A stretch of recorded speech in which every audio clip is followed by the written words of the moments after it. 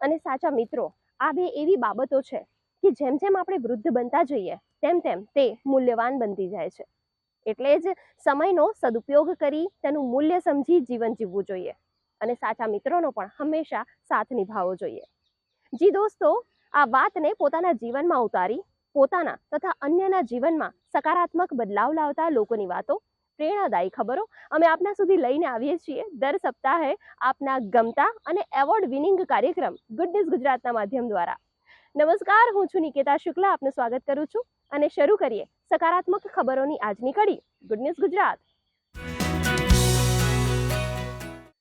જીવનમાં પડકારો ઘણા આવે છે, પણ જે મનમાં સપનાઓ મજબૂત હોય છે તેને કોઈ અવરોધ રોકી શકતો નથી. આ પ્રેરણાદાયી વાત છે ભાવનગરના એક અંતરિયાળ ગામની દીકરીની કે જેણે પરિસ્થિતિને પગથિયા બનાવી MBBSમાં એડમિશન લેવાનો માર્ગ મોકળો કર્યો છે.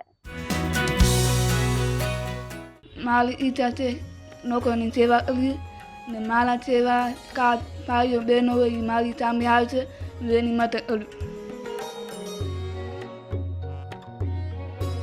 એનું એડમિશન એક તબક્કે કેન્સલ પણ થઈ ગયું, કારણ કે એ ડેફ છે અને ડેફ હોય તો એ સ્ટેથોસ્કોપ કેવી રીતે પહેરી શકે વગેરે વગેરે ક્વેશ્ચનો થયા. પણ અલ્ટિમેટલી અપીલમાં અમે અમારી જીત થઈ અને એ ફરી વખત એનું એડમિશન રિવાઇવ કરી શક્યા અને આજે ડૉક્ટરની BJ મેડિકલ કોલેજ અમદાવાદમાં એ એડમિશન મેળવી શકી છે. આચાર્યશ્રીના એના સંપર્ક કર્યા બાદ એના વાલીએ એમને કૃત્રિમ કાન જે છે શ્રવણ માટેનું યંત્ર એ મુકાવવાનો પ્રયત્ન કર્યો એણે. જેસર તાલુકાના કોબાડિયા ગામની આ છે માલુ ભમ્મર. નાનપણથી જ 90% હિયરિંગ લોસની બીમારી હોવા છતાં અભ્યાસ પ્રત્યેનો તેનો જુસ્સો અને અડગ નિશ્ચય કદી ઓછો ન થયો. ઘરની સામાન્ય પરિસ્થિતિ અને શારીરિક પડકાર વચ્ચે પણ તેણે શિક્ષણને જ જીવનનું લક્ષ્ય બનાવ્યું અને આજે ડૉક્ટર બનવાની સીડી ચઢી ચૂકી છે. મેં ધોરણ 12માં તાન પૈસાદારી સાથે પરીક્ષા પાસ કરી. મેં BJ મેડિકલ કોલેજમાં એડમિશન મળ્યા બાદ મારું સપનું નોટો મળવાનું માલવા અને મારા પરિવારને બહુ ઊંચીનો ફાળો છે. પહેલાં ધોરણથી 10મા ધોરણ સુધી બહુ મહેનત કરીને શાળામાં લાવ્યા. પછી મેં ધોરણ 12 ચાલુ કર્યું, ડિગ્રી કર્યું, મારામાં લાવી અને અત્યારે મારે BJ મેડિકલ કોલેજમાં એડમિશન મળી ગયું છે. મારું સપનું તાકાત કરવાનું એ મારી ઈચ્છા છે. હું નોટલ મળ્યા પછી મારી સ્ટીલથી હું નોટોની ચાલવા કરી. આચાર્ય છે અરવિંદભાઈ ભૂટ, એમને અશ્વિનભાઈ નાના શૈલેષભાઈનો નંબર આપ્યો અને શૈલેષભાઈનો કોન્ટેક્ટ કરીને અમે ડરા મુગા સંસ્થાનો કોન્ટેક્ટ કર્યો. એટલે એક મશીન એ લોકોએ આપ્યું અને એક મશીનના પૈસા મેં આપ્યા. તો 10મામાં સારા માર્ક સાથે પાસ કર્યો એટલે દીકરીની ઈચ્છા એવી હતી કે પપ્પા મારે સાયન્સ લેવું છે અને સાયન્સ લઈને કે મારે B ગ્રુપ કરીને મેડિકલ ફિલ્ડમાં જવું છે. એટલે અમે વિરાણીમાં 11-12 સાયન્સમાં એડમિશન લીધું અને 11-12 સાયન્સમાં બહુ સારી રીતે ભણી. અમે ગૌરવની લાગણી અનુભવી રહ્યા છે કે આ દીકરી એની પોતાની જે મુશ્કેલી હતી એ મુશ્કેલીને પાર કરી, એ મુશ્કેલીને ધ્યાને નહીં લીધી અને પોતે પોતાના સપનાને સાકાર કરવા માટે અથાગ મહેનત કરતી રહી છે. અમે શિક્ષકો દ્વારા એને મદદ થઈ, પણ મૂળ જે છે મહેનત એ પોતાની વિદ્યાર્થીનીની પોતાની છે અને એ મહેનતથી એને પોતાની જે ડિસેબિલિટી છે ડિસેબિલિટીને પોતાની પર હાવી નથી થવા દીધી અને પોતાનું સપનું સાકાર કરવા તરફ એ સતત આગળ વધતી રહે. અમારા શિક્ષકો એને પોતે મોટિવેશન કરતા અને કાઉન્સેલિંગ કરી અને અલગથી એ ભણાવતા, પણ સાથે રાખીને ભણાવતા, જેથી કરીને એને કોઈ ઓલું ન થાય કે હું જરાક જુદી છું એમ. એવી રીતે વાતાવરણ અમારી સ્કૂલના શિક્ષકો અને પ્રિન્સિપાલે રજૂ કર્યું. ધોરણ 12 સાયન્સમાં માલુએ 93% મેળવ્યા, જે માત્ર આંકડા નહીં પરંતુ તેના સંઘર્ષની સાક્ષી છે. 2025ની નીટ પરીક્ષામાં 320 માર્ક્સ સાથે ગુજરાતમાં 17મું સ્થાન મેળવનારી માલુએ સાબિત કરી દીધું કે સપનાઓના ઉડાન માટે કાન નહીં હિંમતની પાંખો જોઈએ. શાળા તરફથી અમને પૂરેપૂરો સપોર્ટ મળેલો છે. પિતા તરીકે તો ઘણી ખુશી થાય છે કે ભાઈ આ રીતનું બાળક હતું ને જ્યાં સુધી પહોંચ્યું હતું અને એમને મહેનત એમની પૂરી હતી, એટલે કે એણે એનું જે લક્ષ્ય હતું એ પૂરું કર્યું છે. અહીં સેવાભાવથી જ કાર્ય કરશે, જે કાંઈ કરશે એ અને જે કાંઈ સમાજ તરફથી જે કાંઈ એમને સેવા મળે છે એ બધાનો એ ઋણ અદા કરશે. ડેફ લોકો માત્ર સાંભળી શકતા નથી એટલી જ તકલીફ છે, અને એટલા માટે આ દીકરીને MBBSનો અમે એક દાખલો બેસાડ્યો છે કે હવે પછી ડેફ બાળકો પણ ગમે તે નોકરી કરી શકે, ગમે તેટલું ભણી શકે અને ગમે તેટલું નોલેજ મેળવી શકે છે. માલુની સફર માત્ર એક દીકરીની સફળતા નથી, તે દરેક વિદ્યાર્થી માટે પ્રેરણા છે, દરેક માતા પિતા માટે આશાનો દીવો છે અને સમગ્ર સમાજ માટે ગૌરવ છે. ગુડ ન્યૂઝ ગુજરાત માટે ભાવનગરથી કેતન રાજપુરાનો રિપોર્ટ.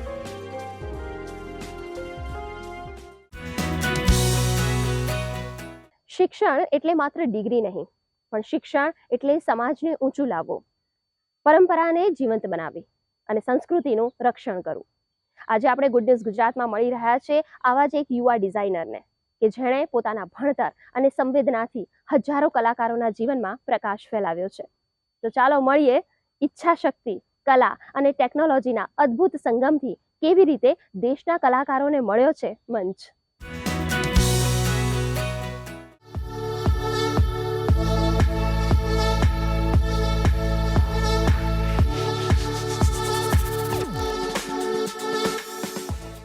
મેઘા દાસ કે જેણે નેશનલ ઇન્સ્ટિટ્યૂટ ઓફ ફેશન ટેકનોલોજીમાંથી ટેક્સટાઇલ ડિઝાઇનમાં અભ્યાસ કર્યા બાદ માત્ર ફેશનની દુનિયામાં જ નહીં પરંતુ સમાજ માટે પણ કંઈક કરવાનો કર્યો નિર્ધાર અને વર્ષ 2020માં સ્થાપના કરી અમાઉનીની, એક ડિજિટલ માર્કેટ પ્લેસ જેના દ્વારા ગ્રામ્ય હસ્તકલાના કલાકારો માટે ખુલ્યો વિશ્વનો દરવાજો.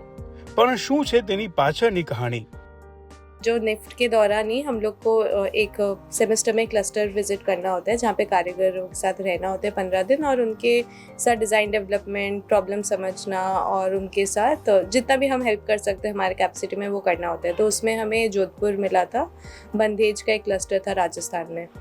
वहाँ पे जब हम थे तो हमें रियलाइज़ हुआ कि एक दुपट्टा जो एक औरत बनाती है वहाँ पे उनको सिर्फ 25 पैसा मिलता था बांधने का और 4 रुपये हस्बैंड्स जो डाई करते थे उनको मिलता था. तो मोटा मोटी एक दुपट्टे का 4.25 पैसा मिलता था और वो सेम दुपट्टा उसी गांव के जो भी दुकान है वहाँ पे 100 रुपये का मिलता था. एंड वही हम दिल्ली जाए या जितना भी हम उसको प्रॉपर ब्रांडिंग करें तो उसका भाव बढ़ता रहता था, बट कारीगरों को एट दी एंड बहुत कम रुपए मिलते थे. तो वो थॉट मेरे दिमाग में रहा और फिर मैंने वो ग्रेजुएट हुई, फिर मैं डिफरेंट इंटरनेशनल डिज़ाइनर्स के साथ काम करने लगी. तो बट मुझे हमेशा से था कि मुझे कारीगरों के साथ ही काम करना है. અમૌની જેનો અર્થ થાય છે બિયોન્ડ સાયલન્સ, એટલે કે જે કલાકારોનો અવાજ કદી સાંભળ્યો નહોતો તેમને અવાજ આપવો. આજે અમાઉની 75થી વધુ હસ્તકળા જૂથો સાથે જોડાયેલ છે અને 2500થી વધુ કલાકારોને ડિજિટલ ઉદ્યોગ સાહસિક બનાવ્યા છે.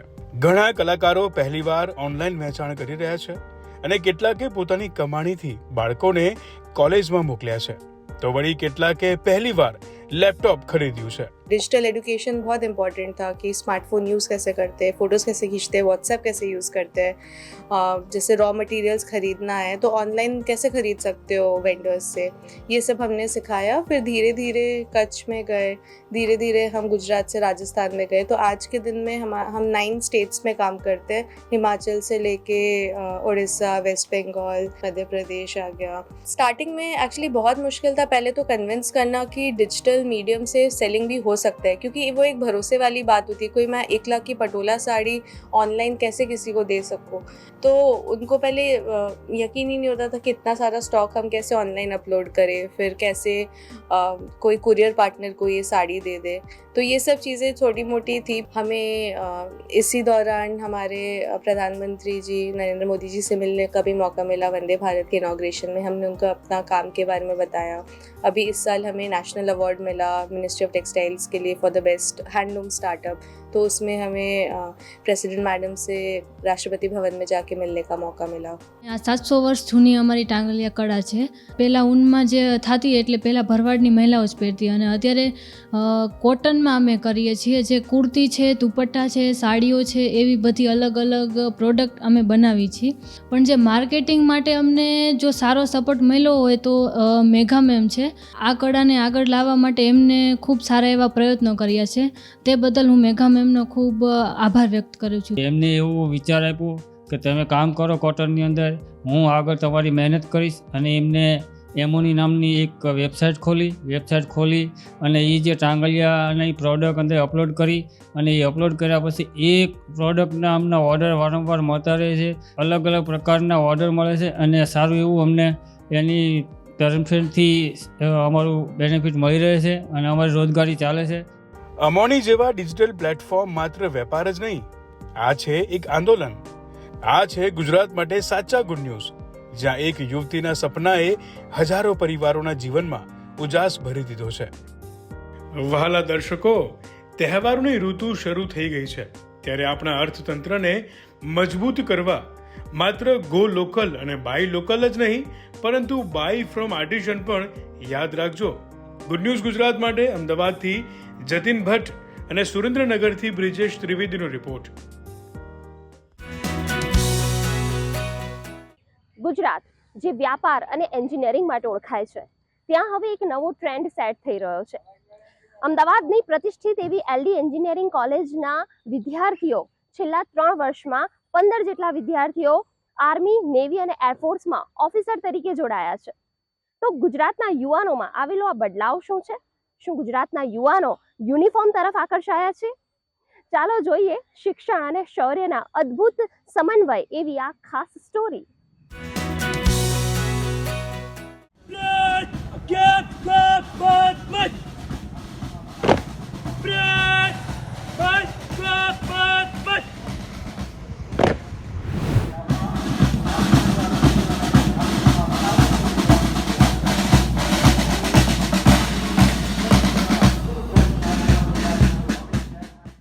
કોર્પોરેટ જગતની દોડ છોડીને યુવાઓ હવે રાષ્ટ્ર સેવાના માર્ગે આગળ વધી રહ્યા છે. એન્જિનિયરિંગ અને ટેકનોલોજીના ગઢ તરીકે ઓળખાતી ગુજરાતની પ્રતિષ્ઠિત LD એન્જિનિયરિંગ કોલેજના 15 ઉત્કૃષ્ટ વિદ્યાર્થીઓએ 2022થી 2024 બેચમાં NDA અને અન્ય સંરક્ષણ સેવાઓની પરીક્ષાઓ પાસ કરી છે અને દેશના સશસ્ત્ર દળોમાં અધિકારી તરીકે જોડાવા માટે તેઓ તૈયાર છે. આ સિદ્ધિ ગુજરાતના યુવાઓની બદલાતી માનસિકતા અને તેમના મજબૂત લક્ષ્યોને દર્શાવે છે. સૌથી વધુ વિદ્યાર્થીઓ LD ખાતેથી સિલેક્ટ થયા હોય ગુજરાતમાંથી, તો એક પ્રિન્સિપલ તરીકે મારા માટે આ સૌથી આનંદદાયક સમાચાર છે કે અમે એવું વાતાવરણ સર્જવામાં સક્સેસફુલ રહ્યા કે જેમાં વિદ્યાર્થીઓમાં પ્રોફેશનલ કેરિયર માટે તો ખરો જ, પણ એક દેશ પ્રત્યેના અભિગમને ધ્યાને લઈ અને એ લોકો આર્મ ફોર્સીસની જોબ પ્રત્યે ડાયવર્ટ થાય, તો એક અમારા માટે બહુ મોટા સંતોષની વાત બની રહે. વિશ્વસનીયતા અને નિશ્ચિંતતા સાથે એન્જિનિયરિંગ અને સંરક્ષણ દળ, આ બે ક્ષેત્રોનો સંગમ આજે સમગ્ર દેશમાં વધુ પ્રભાવશાળી બની રહ્યો છે. LD એન્જિનિયરિંગ કોલેજમાં તાલીમ લેતી વખતે આ વિદ્યાર્થીઓએ ફક્ત એન્જિનિયરિંગના સિદ્ધાંતો જ નહીં, પરંતુ રાષ્ટ્ર સેવાના મૂલ્યોને પણ પોતાના જીવનમાં અપનાવ્યા છે. પ્રોફેસર ડોક્ટર ચૈતન્ય સંઘવીના માર્ગદર્શન હેઠળ આ વિદ્યાર્થીઓએ નવા લક્ષ્યો તથા પોતાના જીવનને આગળ ધપાવ્યું છે. કે આપણું આર્મ ફોર્સીસમાં ગુજરાતનું રેજિમેન્ટ જ નથી, તો એક ભોજનની રેજિમેન્ટ ક્રિએટ થાય એવું એક સપનું મારું છે હંમેશા. અને જો એ સાકાર થશે કદાચ, તો આઈ થિંક એના જેવી કોઈ અદ્ભુત વસ્તુ નહીં હોય મારા માટે. NCC જોઈન કરશે તો એમાં 3 વર્ષનો કોર્સ હોય છે અને એ 3 વર્ષના કોર્સમાં બીજા વર્ષે એને B સર્ટિફિકેટ મળે છે અને ત્રીજા વર્ષે એને C સર્ટિફિકેટ મળે છે. અને જે C સર્ટિફિકેટ મળે એમાં ફર્સ્ટ ક્લાસ સાથે જો એ પાસ થાય તો એના માટે આર્મ ફોર્સીસ જોઈન કરવાની એમ્પલ ઓપોર્ચ્યુનિટી હોય છે. રેગ્યુલર ટ્રેનિંગ તો ખરી જ, અને એની સાથે ફાયરિંગ છે, પેરાસેલિંગ છે, એડવેન્ચરસ એક્ટિવિટી છે, અથવા તો બીજી ઘણી બધી અલગ અલગ પ્રકારની એક્ટિવિટી કરવાનો એ લોકોને મોકો મળે છે. એટલે આ વિદ્યાર્થીનો રસ એમાં બહુ જ બને રહે અને સામાન્ય વિદ્યાર્થી ના કરી શકે એવી એક્ટિવિટી એ લોકો કરતા હોય, અને એ સાથે દેશભક્તિનું પણ એક જોડાવ એમનો થઈ જાય છે. સૈન્યના વરિષ્ઠ અધિકારીઓ પણ માને છે કે એન્જિનિયરિંગના જ્ઞાન સાથે જ્યારે દેશ સેવાની ભાવના ઉમેરાય ત્યારે તે પરિણામ અદ્ભુત જ આવે. એ જે ટેકનોલોજીના જે સપોર્ટર્સ છે એ એન્જિનિયર્સ માટે એક બહુ જ એક ચુનંદો એક ચેલેન્જ છે જે બીજા કશે ફિલ્ડમાં એ લોકોને નહીં મળી શકે. એટલે બહુ જ સરસ તક છે. આર્મ ફોર્સીસ જોઈન કરવા માટે એક સાઇટ છે www.joinindianarmy.gov.in. એમાં પૂરી ડિટેલ્સ મળે છે. જે ટેકનોલોજીના ગ્રેજ્યુએટ્સ છે, જેમ કે LD એન્જિનિયરિંગની આપણે કારણ કે એમની વાત કરીએ છીએ, એના સ્ટુડન્ટ્સ હોય કે બીજી કોઈ પણ એન્જિનિયરિંગ કોલેજના જે સ્ટુડન્ટ્સ હોય એ લોકોને રિટર્ન એક્ઝામ પણ કરવાની જરૂર નથી. એમણે જો એન્જિનિયરિંગના ફિલ્ડમાં 60% ગ્રેજ્યુએશન કર્યું હોય તો એ લોકોને ડાયરેક્ટલી ઇન્ટરવ્યૂ માટે જ જવાનું છે. Jai Hind everyone, I am Lieutenant Vaibhav Porwal, alumnus of LD College of Engineering. I feel proud to serve in Indian Army, an organization where you didn't choose it, but you have been chosen for. The uniform I am wearing is made up of cloth, but it is stitched with discipline, courage and sacrifice. And you don't need to be wear olive green to hold these values. You just have to take these values with you wherever you go. हमने अभी अभी अपना B certificate ख़त्म किया है और हम अब सी के लिए अप्लाई करेंगे. हमारे बहुत सारे seniors L D college of engineering से रिसेंटली आर्म फोर्सेस को ज्वाइन किया है. तीनों विंग ज्वाइन किए हैं, आर्मी, नेवी एंड एयरफोर्स. उन्होंने हमें बहुत मोटिवेट किया है, हम उनसे मोटिवेटेड हैं. हमारी यूनिट हमें हर तरीके से सपोर्ट कर रही है. हम बहुत ही ज़्यादा कॉन्फिडेंट है कि हम भी ज़रूर हमारी सीनियर्स की लेगेसी मेंटेन करते हुए हम भी ज्वाइन करेंगे और हम भी हमारी सीनियर्स की तरह ये लेगेसी आगे बढ़ाएंगे और हमारे जूनियर्स को भी ये पास ऑन करेंगे. આ 15 યુવાઓ જે હવે સૈન્ય દળમાં જોડાવા માટે તૈયાર છે, તેઓએ ગુજરાતના યુવાનો માટે એક નવી દિશા ખોલી છે. આ સાબિત કરે છે કે જો ધ્યેય સ્પષ્ટ હોય તો જ્ઞાનના ક્ષેત્રમાં વ્યાપારની ભૂમિ પર શૌર્યના બીજ વાવી શકાય છે. ગુડ ન્યૂઝ ગુજરાત માટે અમદાવાદથી શ્વેતા યાદવ સાથે નિકિતા શુક્લાનો રિપોર્ટ.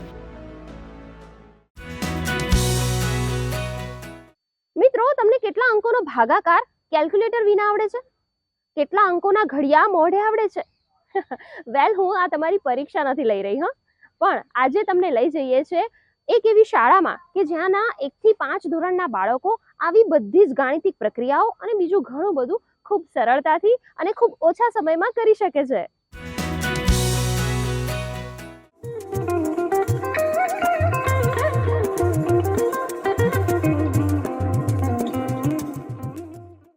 અરે વાહ, આટલો મોટો ભાગાકાર, એ પણ ગણીને. લો, આવી ગયો જવાબ.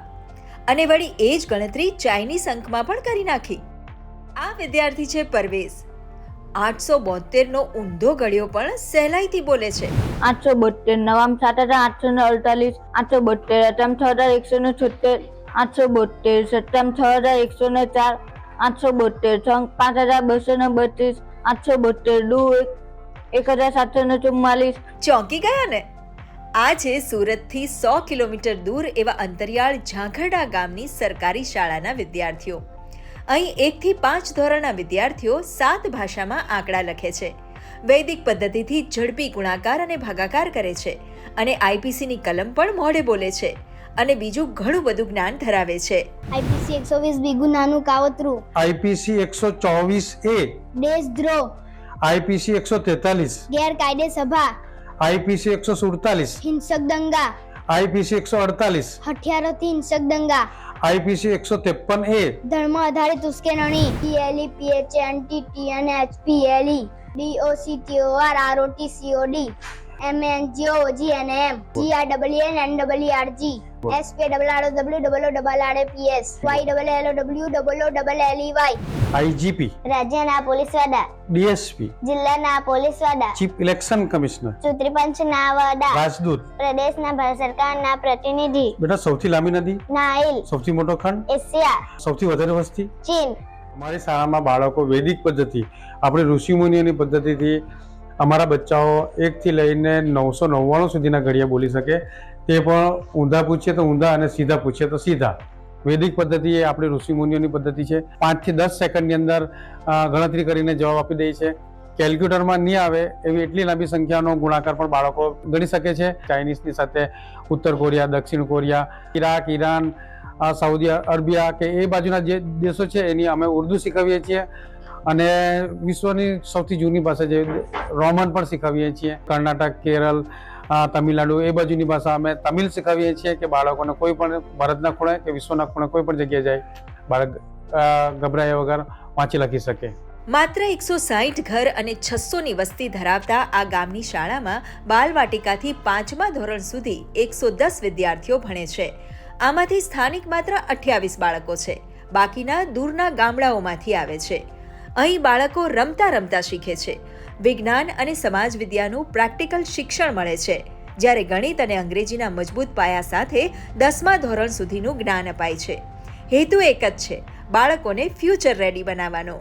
અમારા બાળક ભલે ત્રીજામાં ભણતો હોય, પણ અમે ત્રીજા ધોરણમાં અને ચોથા ધોરણ અને પાંચમા ધોરણના બાળકને 10મા સુધીનું ગણિત શીખવી દઈએ છીએ. એવી રીતે અંગ્રેજી કે માત્ર અંગ્રેજી 5મા ધોરણનું ભણાવવું એવું નથી, પણ 10મા સુધીનું અંગ્રેજી વ્યાકરણ સહિત શીખવી દઈએ છીએ. વિજ્ઞાન અને સમાજ વિદ્યા પણ અમે બાળકોને ત્રીજા ધોરણથી શીખવી દઈએ, જે 10મા સુધી કામ આવે. એટલે અમે બાળકને વર્ગખંડમાં ન રાખતા, જ્યાં સુધી એના જીવનમાં ઉપયોગી થાય ત્યાં સુધીનું અમે શીખવી દઈએ છીએ. અમારે ત્યાં એવા બાળકો પણ હતા જે સ્કૂલે ગયા નહીં હતા પરિસ્થિતિના હિસાબથી, પણ એ બાળકોને અમે શોધીને ડાયરેક્ટ 10માની એક્ઝામ અપાવી. એમાં 14 બાળકો હતા, એમાંથી 10માની ડાયરેક્ટ પાસ કરી દીધી.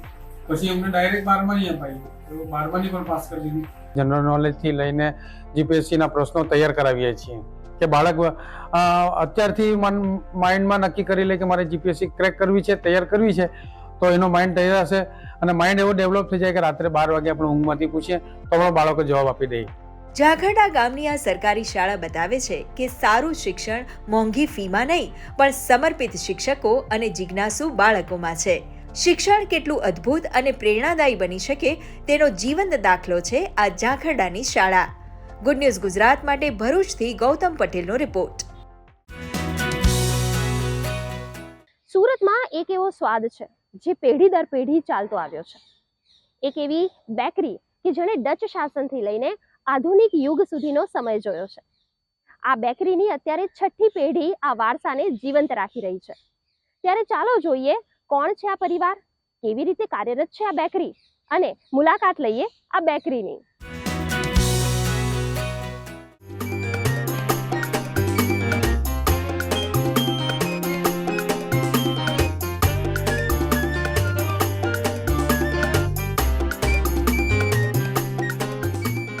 આ વાર્તા 1861ની છે, જ્યારે સુરતની ભૂમિ પર ડચ લોકોનો પ્રભાવ હતો. તે સમયે તેમની બ્રેડ અને બેકરી આઇટમ્સની જરૂરિયાત પૂરી કરવા માટે એક નાની બેકરીની શરૂઆત થઈ. આ બેકરી જે આજે દોતીવાલાના નામે ઓળખાય છે, તેનો પાયો વિદેશીઓએ નાખ્યો હતો, પણ વારસાની ચાવી હંમેશા ત્યાં કામ કરતા મહેનતુ હાથોમાં હતી. એક વિદેશી વારસો, ભારતીય સ્વાદ અને પારસી મહેનત સાથે શરૂ થઈ સ્વાદની એક અવિસ્મરણીય સફર. એની શરૂઆત 1861માં થયેલી. ડચ આપણા સુરતને એક વ્યાપારી બંદર તરીકે ગણેલું હતું ને અહીંયા વસેલા. અહીંયાથી સુરતથી ઘણો બધો વેપાર થતો હતો જે ડચ લોકો કરતા હતા અને એ લોકોની કોલોનીઝો વસેલી હતી. એ કોલોનીઝને બ્રેડ પૂરું પાડવા માટે ડચ લોકોએ ડચ ગાર્ડનની સામે ડચ વેરહાઉસ હતું, તેની અંદર એક બેકરી સ્થાપેલી હતી જે એ લોકોના કોલોનીઝમાં બ્રેડ સપ્લાય કરતી હતી. એ કોલોનીઝની અંદર અમારા બાપ દાદાઓ કામ કરતા હતા. હવે જ્યારે એ લોકોનો સમય આવી ગયો ને એ લોકો જ્યારે સુરત છોડીને જવાનું આવ્યું ત્યારે એ બેકરી અમારા બાપ દાદાઓને સોંપી ગયેલા હતા ને ત્યાર પછીથી છે તે એ અમારા કુટુંબના આજે 6 પેઢી થઈ એ અમે સંભાળી રહ્યા છીએ. 1861ની આસપાસ અમારા કુટુંબના જે વડવાઓ હતા એમના હાથમાં આ બેકરીનો ભાર સંભાળ આવેલો હતો, જેના લીધે